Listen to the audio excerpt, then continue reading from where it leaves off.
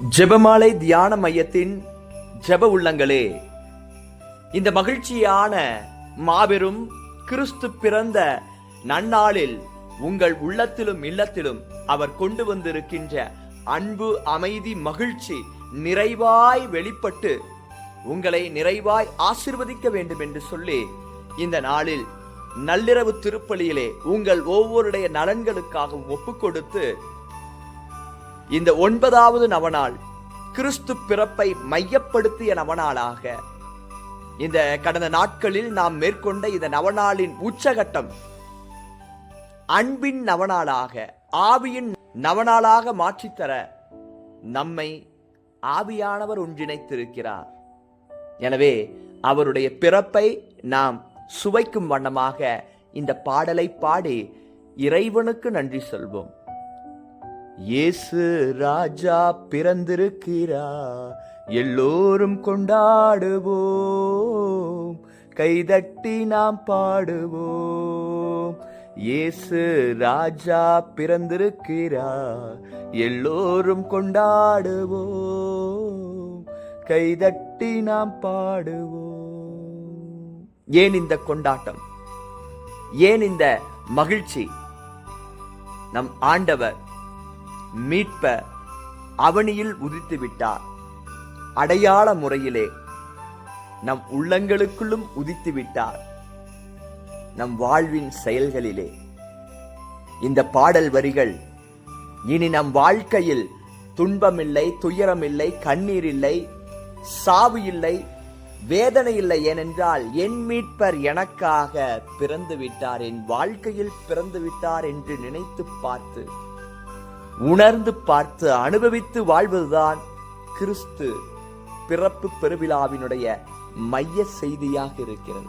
எனவே இந்த நாளில் ஜெபமாலை தியான மையத்தில் இருக்கின்ற அனைத்து ஜெப உள்ளங்களுக்கும் உளம் கனிந்த மகிழ்ச்சி நிறைந்த கிறிஸ்து பிறப்பு பெருவிழா நல்வாழ்த்துக்களை ஜெபம் கலந்து உரித்தாக்கிக் கொள்கின்றேன். இன்றைய இறை வார்த்தை லூக்கா நற்செய்தி பிரிவு 2 இறை சொற்றொடர் 12. குழந்தையை துணிகளில் சுற்றி தீவன தொட்டியில் கிடத்து இருப்பதை காண்பீர்கள், இதுவே உங்களுக்கு அடையாளம் என்றார். கிறிஸ்துவின் நற்செய்தி. கிறிஸ்துவே உமக்கு புகழ். இன்றைய நவநாளினுடைய மைய ஜெபம், ஆண்டவராகிய மெசியா என்னும் மீட்பரே, எங்களுக்காக தாவீதின் ஊரில் பிறந்திருக்கிறவரே, எங்கள் உள்ளத்திலும் இல்லத்திலும் நீர் பிறந்ததற்காக நாங்கள் உம்மை ஆராதிக்கிறோம், தண்டனித்து வணங்குகிறோம். உம்மை இன்னும் அதிகமான விதத்தில் நாடி தேடி வருகின்றோம். எங்களுக்காக உமது அன்பு மொழியில், அருளின் நிழலில் வழிநடத்த வேண்டுகின்றோம். இறையேசுவில் பிரியமானவர்களே, கிறிஸ்து பிறந்து விட்டார். நமக்கு அடையாளம் என்ன? இன்று வாசிக்கப்பட்ட நற்செய்தி பகுதியிலே ஆண்டவருடைய மகத்துவமான அடையாளம் தீவன தொட்டியில் துணியிலே சுற்றி தீவன தொட்டில் கிடத்தி இருப்பதை காண்பீர்கள், இதுவே உங்களுக்கு அடையாளம். இன்று ஒவ்வொருவருக்கும் ஒரு அடையாளம் இருக்கின்றது. உலக அளவிலே, ஒவ்வொரு நாட்டு அளவிலே, ஒவ்வொரு சமுதாய அளவிலே, குடும்ப அளவிலே, உறவுகளின் அடிப்படையிலே, நண்பர்கள் மத்தியிலே, நாம் செய்கின்ற பணித்தளங்களிலே, தொழில் சார்ந்த துறைகளிலே ஒவ்வொரு அடையாளம் ஒவ்வொருவருக்கும் இருக்கின்றது. ஆனால் மனித குலத்திற்கு அடையாளம் என்ன? ஆண்டவராகிய மெசியா என்னும் மீட்பர்தான் அடையாளம். அந்த அடையாளத்தை வாழ்வாக்குவதுதான் கிறிஸ்து பிறப்பு பெருவிழாவினுடைய நோக்கமாக இருக்கிறது. பிரியமானவர்களே, இந்த 9 நாட்களாக இந்த நவநாட்களில் நாம் பங்கெடுத்திருக்கிறோம். கடவுள் ஒரு அடையாளத்தை நமக்கும், நம் வாழ்விற்கும், நம் குடும்பத்திற்கும், நம் தொழில் சார்ந்த துறைகளின் மீதும் அவர் வைத்திருக்கிறார். எவ்வாறு எசாயா இறைவாக்கினர் முன் அறிவித்தாரோ, இதோ கன்னி கருவுற்று ஒரு மகனை பெற்றெடுப்பார், இம்மானுவேல் என்று பெயரிடுவர். இதுவே அடையாளம். அந்த அடையாளம் நிறைவேறியது ஆண்டவர் இயேசு கிறிஸ்துவின் வழியாக. எனவே அந்த அடையாளம் என்ன? இன்று கத்தோலிக்க கிறிஸ்துவர்களாகிய நமக்கு அடையாளம் என்ன? அன்னை மரியாள் உணர்த்துகின்றார், இயேசுதான் அடையாளம். வாழ்வது நான் அல்ல, என்னில் கிறிஸ்துவே வாழ்கிறார். பவுலடியாருடைய வார்த்தைகள் அடையாளமாக மாறியது. என்னிடம் வெள்ளியோ பொன்னோ இல்லை, ஆண்டவர் இயேசு கிறிஸ்துவின் பெயரால் நான் உனக்கு சொல்லி எழுந்து நட. நடந்தது.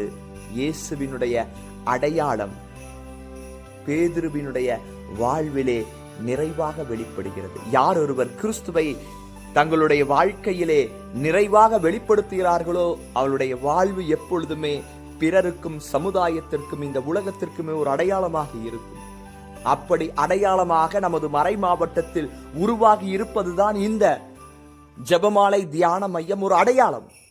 இன்று கத்தோலிக்க கிறிஸ்துவர்கள் அன்னையின் வழியில் வந்து இயேசுவை சொந்தமாக்கிக் கொண்டு அந்த அடையாளத்தை உலகெங்கும் சென்று அறிவிப்பதற்காக நமது கோவை மறை மாவட்ட ஆயரால் கொடுக்கப்பட்டிருக்கிறது என்றால், இது இறைவனுடைய திருவுளம் அன்னையின் வழியாக நிறைவேறி இருக்கிறது. எனவே இந்த ஆண்டிலே நமது மறை மாவட்டத்தில் புதிதாக உதயமாயிருக்கும் இந்த ஜெபமாலை தியான மையத்திலே ஒவ்வொரு குடும்பங்களும் யூபிலி ஆண்டிலே ஆண்டிற்கு ஒரு முறையாவது இங்கு வந்து இந்த அடையாள வாழ்விலே அச்சாரமாக ஆவியின் துணையிலே நிறை வல்லமையோடு சாட்சிய வாழ்வு வாழ தூய் ஆவியானவர் இன்று நம்மை ஒருங்கிணைத்திருக்கிறார். எனவேதான் இந்த 9 நாட்களும் நாம் பங்கெடுத்திருக்கிறோம்.